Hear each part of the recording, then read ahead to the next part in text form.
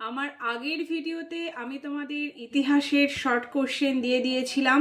আজকের ভিডিওতে আমি হিস্ট্রির কিছু শর্ট টাইপ কোশ্চেন বা টিকা জাতীয় প্রশ্নের কিছু সাজেশন আমি এনেছি এবং তার সঙ্গে থাকবে রচনাধর্মী প্রশ্ন বা বড় প্রশ্নের সাজেশন।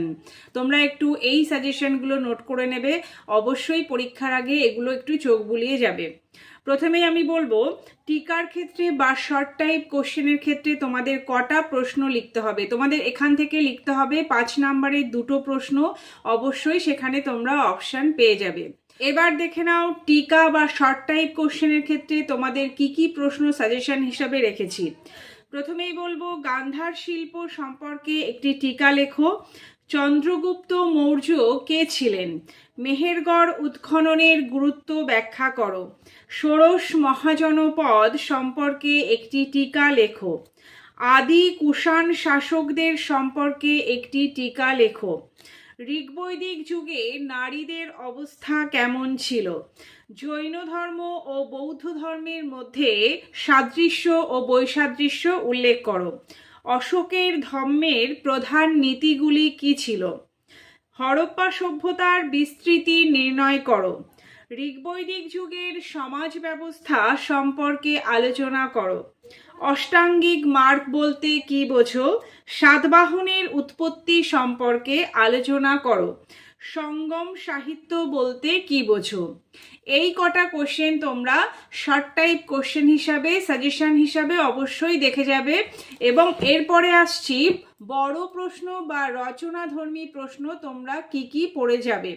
তোমাদের প্রথমেই বলে রাখি, এখানেও তোমাদের দুটো প্রশ্ন লিখতে হবে এবং সেটা থাকবে 10 নম্বরের। এখানেও অবশ্যই তোমরা অপশান পেয়ে যাবে। প্রথমেই দেখো কি কি সাজেশন হিসাবে রেখেছি। প্রথমেই আসবো, প্রাচীন ভারতের রাজনৈতিক, অর্থনৈতিক ও সামাজিক ইতিহাস অনুধাবনের জন্য সাহিত্যিক উপাদানের গুরুত্ব আলোচনা করো।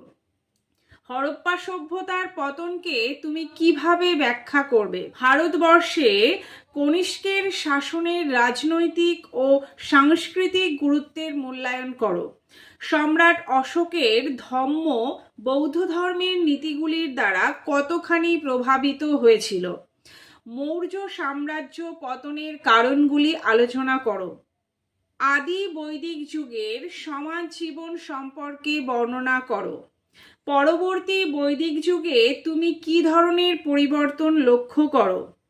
মৌর্য সাম্রাজ্য পতনের জন্য অশোক কতটা দায়ী ছিলেন?